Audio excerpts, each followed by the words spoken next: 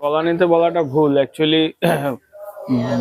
নতুন সরকার চেঞ্জ হওয়ার পর বাইরের যেহেতু হাটগুলো বন্ধ হয়ে গেছে সব, সেই কারণে বিহার পাঞ্জাব থেকে যে গরু আসতো সেগুলি তো প্রায় বন্ধ। 9% লোকের মেডিসিনের নলেজ নেই। হেঁটে যে ইনকাম করতে পারবেন আপনি, তার থেকে প্রায় অ্যাপ্রক্সিমেটলি ডবল ইনকাম করতে পারবেন মিল্কিং এর উপর। 10টা গরু থাকে, আপনি বছরে 5 লাখ টাকা সেখান থেকে প্রফিট পাচ্ছেন।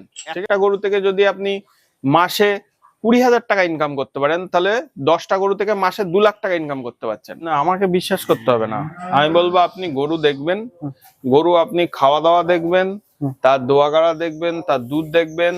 আপনার যদি মনে হয় যে হ্যাঁ সঠিক বা চয়েসেবল, তবেই আপনি নেবেন। বর্তমান সময়ে পশ্চিমবঙ্গে প্রায় ট্রেডিং গরুর খামার প্রায় বন্ধর মুখে।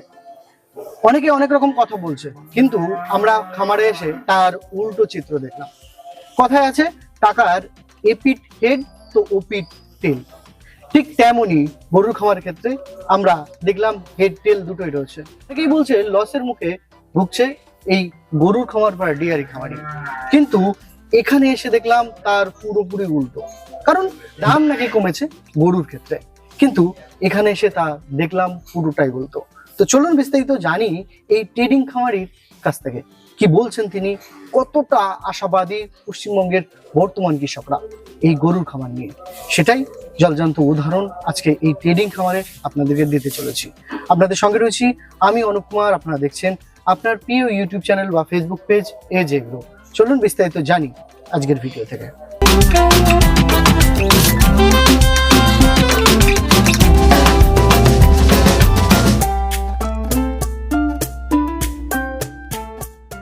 আমার সঙ্গে রয়েছেন পূজা ডেয়ারি খামারের ওনার প্রতাপ দা। দাদা কেমন আছেন? খুব ভালো আছে, আপনি কেমন আছেন? আমিও খুব ভালো আছি। 2026-এ এই তো প্রথম হয়তো আপনার ফার্মে ভিজিট করছি। হ্যাঁ, ডেয়ারির ক্ষেত্রে ট্রেডিং খামার বর্তমানে একেবারে তলানিতে। এটা নিয়ে কি বলবেন প্রথমত দর্শকদের? না, তলানিতে বলাটা ভুল অ্যাকচুয়ালি। নতুন সরকার চেঞ্জ হওয়ার পর বাইরের যেহেতু হাটগুলো বন্ধ হয়ে গেছে সব, সেই কারণে বিহার পাঞ্জাব থেকে যে গরু আসতো সেগুলি তো প্রায় বন্ধ। লোকাল মার্কেটের যে গরুগুলো, যেগুলি আমরা সাধারণত চাষি বাড়ি থেকে খামার থেকে যেগুলি কালেকশন করি, তার ডিমান্ড অনেক হাই হয়ে গেছে। কারণ মানুষের কাছে তো গরু নেই, আর মানুষ তো গরু লাগবেই। কারণ একটা গরু দেখা যাচ্ছে 100টা যদি গরু থাকে মার্কেটে, কথার কথা ফর এক্সাম্পল, 100টা গরুর মধ্যে দেখা যাচ্ছে 1 বছর পর কি 8 মাস 6 মাস পর 50টা গরুর মধ্যে থেকে ঠাট হয়ে যায়, যেগুলি রিপ্রোডাক্টিভ হচ্ছে না বা কোনো কারণে সেল করে দেয়। তাহলে সে 50টা গরুর মানে যে ভর্তুকি, সেটা তো পূরণ করতে হবে, ফাঁকা জায়গাটা পূরণ করতে হবে। সেগুলি আসবে কোত্থেকে? বাইরে থেকে আসতো, লোকে কিনতো, সেগুলি আবার তৈরি করতে। এখন তো বাইরে থেকে আসছে না, লোকাল মার্কেট এখন আগুন। না, অনেকেই বলছে গরুর খামার বন্ধ হয়ে গেছে 80%। আবার অনেকে বলছে যে গরুর খামার করে লস, কারণ গরুর খামারে সেই আর লাভ নেই। এটা সম্পূর্ণ ভুল, পুরোটাই ভুল। তাহলে মার্কেটে লাখ লাখ লিটার দুধ চলছে, তাহলে সেগুলি উৎপাদন হচ্ছে কোত্থেকে যদি বন্ধ হয়ে থাকে? বরং আরো বেশি করে হচ্ছে। মানুষ বিষয়গুলো, কিছু মানুষ হয়তো জানে না, যাদের বন্ধ কাদের হচ্ছে, যারা প্রপার ভাবে ফার্ম তৈরি করতে পারছে না তারা বন্ধ হচ্ছে, যাদের গাইডেন্স নেই তাদের বন্ধ হচ্ছে। কিন্তু আমার থেকে যতগুলো ফার্ম তৈরি করেছে এবং যতগুলো ফার্ম আগামী দিনে হচ্ছে, আমি সেইগুলো ভিডিও আপনাদের এই চ্যানেলে তুলে ধরবো। তা আপনারা দেখলেই বুঝতে পারবেন বন্ধ হচ্ছে না হচ্ছে। তার সব থেকে একটা বড় উদাহরণ দিচ্ছি, যেমন আমাদের ওয়েস্ট বেঙ্গলের বুকে কলকাতায় একটা বড় ফার্ম তৈরি হয়েছে, সিএনবি এগ্রো, যেটা আমার হাত দিয়ে ম্যাক্সিমামটা আমি সাপোর্ট করেছিলাম। তো সেখানে 20টা 30টা গরু দিয়ে শুরু হয়েছিল, এখন সেখানে মোর দেন 100 মানে কাফ এবং গরু, মানে বাছুর এবং গরু সেখানে এখন তৈরি হচ্ছে। তাহলে বন্ধ কি করেছে? দিনের দিন ডিমান্ড বাড়ছে দুধের, মানুষের পপুলেশন বাড়ছে, ডিমান্ড বাড়ছে, সেই পরিমাণ তো দুধের সাপ্লাই নেই। আমি একটা প্রশ্নে যাব, যে প্রশ্নটা সবচাইতে গুরুত্বপূর্ণ খামারিদের ক্ষেত্রে। গরু কিনছে না বর্তমানে মানুষ, এটা ভুল কথা। মানুষ অবশ্যই গরু কিনছে, না কিনলে চলবে কোত্থেকে? দুধটা তৈরি হবে কোত্থেকে? না, এটা একটু বলে দিন যে বর্তমানে কি দুধের দাম বেড়েছে? অবশ্যই আমুল পার লিটারে 3 টাকা থেকে 5 টাকা বাড়িয়েছে। মানে আগে লোকাল মার্কেটে কত ছিল, এখন আগে 42 টাকা ছিল, এখন 45 টাকা করে দিয়েছে। এবং যারা খুচরো বিক্রি করে 60 টাকা, তারা এখন প্রায় 65-70 টাকা করে দিয়েছে। বর্তমানে আমরা যেটা ভাবছি, যেটা সোশ্যাল মিডিয়ায় ঘুরছে, সেই কনসেপ্টটা পুরোটাই মিথ্যে। যাদের দরকার তারা অবশ্যই করছে। আজকে আপনার বাড়িতে যোগান আছে 50 লিটার দুধের, আপনি 60 টাকা করে দুধ বেচেন, আপনি কোনোদিন ব্যবসা বন্ধ করবেন? আপনার যতই গরু পান না পান, আপনি ঠিক অ্যারেঞ্জ করে দুধ দেবেন, গরু তো লাগবেই। নালে এই যে এত এত যে সেন্টার, আমুলের, রেড কাউ, আরো বিভিন্ন রকম সেন্টার, সেগুলি চলছে কি করে? সেগুলি তো চলছে, সেগুলি তো বন্ধ হয়ে যায়নি। খামারিদের কাছে পাঞ্জাব বা হরিয়ানার গরু আর বেঙ্গলে তৈরি ক্রস বা পিওর, এর তফাৎটা কি আর এর মিলটা কি আছে একটু যদি বলেন।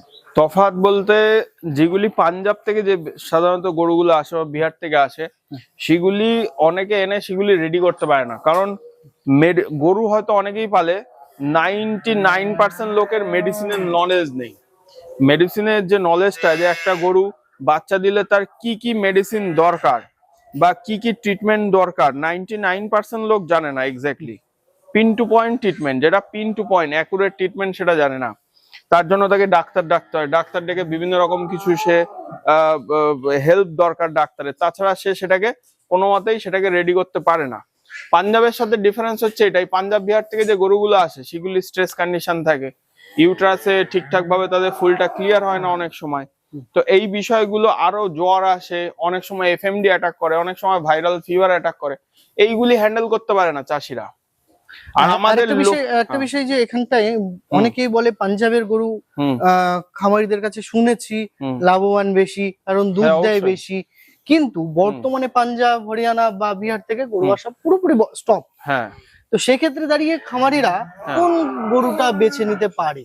খামারিরা যদি তারা নলেজেবল হয়, তো আমি বলবো পাঞ্জাবের গরু যদি কেউ হ্যান্ডেল করতে পারে বা বিহার থেকে এনে সেটা হ্যান্ডেল করতে পারে। এখন তো আনাটা বন্ধ পুরো। হ্যাঁ বন্ধ। এবার যদি না হয় সেক্ষেত্রে তো আমাদের লোকাল গরু রয়েছে, তাকে লোকাল থেকে কালেকশন করতে হবে কোয়ালিটি দেখে, সেরকম ভালো জাত দেখে, সেরকম গরুর কোয়ালিটি দেখে তাই কালেকশন করতে হবে।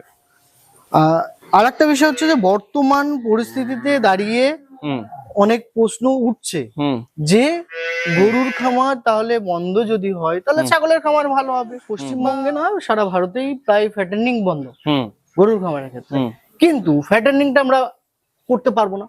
সেই খামারিরা কি মিল্কে আসতে পারে? অবশ্যই 100% মিল্কে আসতে পারে, এবং মিল্কের ফ্যাটেনিং এর থেকে মিল্কের প্রফিটেবিলিটি অনেক বেশি, অনেক বেশি। আপনি সারা বছর খেটে যে ইনকাম করতে পারবেন, আপনি তার থেকে প্রায় অ্যাপ্রক্সিমেটলি ডবল ইনকাম করতে পারবেন মিল্কিং এর উপর। অনেকে বলে যে পশ্চিমবঙ্গে এই যে ফ্যাটেনিংটা প্রচুর পরিমাণে বেশি ছিল, এবার এটা বন্ধ করে দেওয়ার ফলে অনেক ফ্যাটেনিং খামারি কি করছে যে গরুর খামারে লস লস লস লস, তাদের চোখে ফ্যাটেনিংটা বেটার ছিল, কিন্তু যারা মিল্ক বা দুধ প্রোডাকশন করতো তাদের ক্ষেত্রে কিন্তু একটু আলাদা চিত্র এটা। আমি প্রথমেই ইন্ট্রোতে বলেছি যে মুদ্রার এপিট ওপিট একদম ঠিক তেমন হয়ে গেল না বিষয়টা? একদম না, প্রফিট তো ডেফিনেটলি বেশি ফ্যাটেনিং এর থেকে, দুধের মিল্কিং এর প্রফিট অনেক বেশি। আপনি ভাবেন না যে একটা গরু, আমি এই গরুটা সাপোজ কিনে এনেছি, আমাকে 25 লিটার দুধ দিচ্ছে, তাহলে এর থেকে যত কম হোক পার ডে আমি 700 থেকে 800 টাকা প্রফিট করছি। তাহলে মাসে কত হলো? প্রায় 20 থেকে 21,000 টাকা। বছরে হিসাব করেন, 10 মাসেই তো আমার প্রায় 2 লাখ টাকা প্রফিট চলে আসছে। প্রফিট শুধু সব বাদ দিয়ে 10 মাসে 2 লাখ টাকা প্রফিট আসছে একটা গরু থেকে, যদি একটা ভালো গরু হয়। যারা ফ্যাটেনিং করতো তারা যদি সরাসরি প্রোডাকশন আসে, দুধ প্রোডাকশনে, তারা কিভাবে করবে বা তাদের লাভ কিভাবে দেখাচ্ছেন? দেখেন, সাধারণত আপনারা যারা ফ্যাটেনিং করতো, ঠিক আছে, দেখা গেল সাপোজ একটা গরু থেকে আমার বছরে 50 কি 60,000 টাকা আমি সব মিলিয়ে প্রফিট পাচ্ছি। এবার যদি আপনার কাছে 10টা গরু থাকে, আপনি বছরে 5 লাখ টাকা সেখান থেকে প্রফিট পাচ্ছেন, ঠিক আছে। এইবার আমি বলবো, আপনার কাছে যদি 10টা দুধের গরু থাকে, সেক্ষেত্রে একটা গরু থেকে যদি আপনি মাসে 20,000 টাকা ইনকাম করতে পারেন, তাহলে 10টা গরু থেকে মাসে 2 লাখ টাকা ইনকাম করতে পারছেন। তাহলে আপনি হিসাব করেন, তাহলে এক বছরে সেটা প্রায় কিন্তু ডবল ইনকাম।